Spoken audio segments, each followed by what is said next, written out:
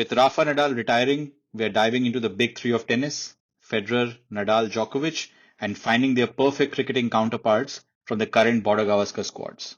Why? Because our meta hot take is this BGT might be the last for many of these top cricketers. Who has Federer's finesse, Nadal's grit, or Djokovic's relentless drive? Join us as we draw bold, unexpected parallels between tennis legends and cricket's finest. Light up the charcoal, let the hot take begin. We'll go in the order of Federer, Nadal, Djokovic. So, SS, what does Federer stand for you?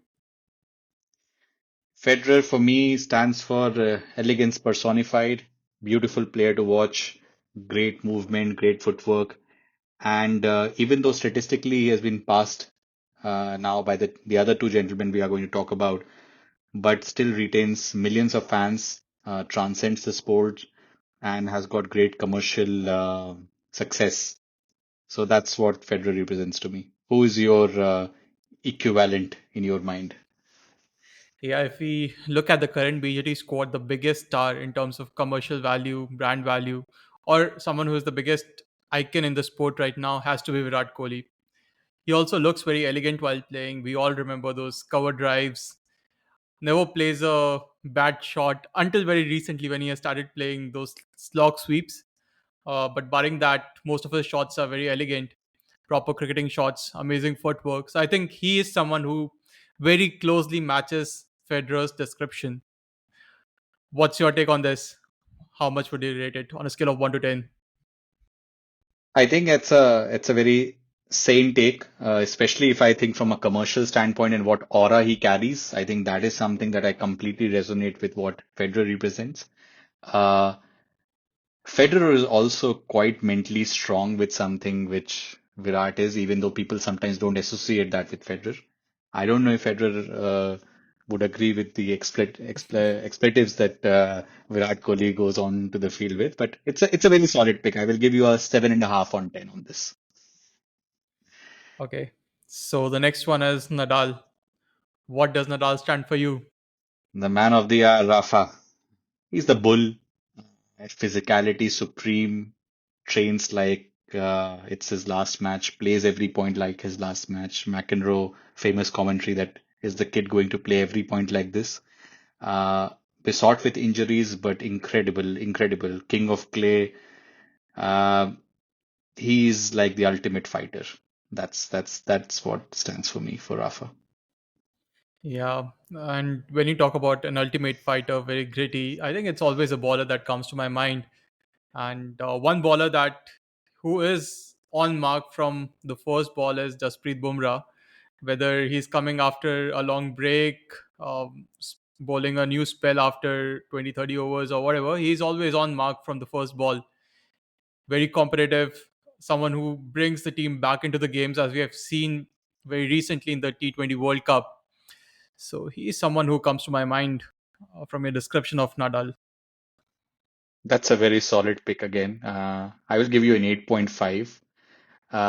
If not for injuries, Bumrah would have he's already a great, he's the best going around. But if not for the injuries, he would have been even greater. So it's a very solid pick. And I would have also picked a bowler. Somehow, when I think of Rafa, I think about bowling. I don't know.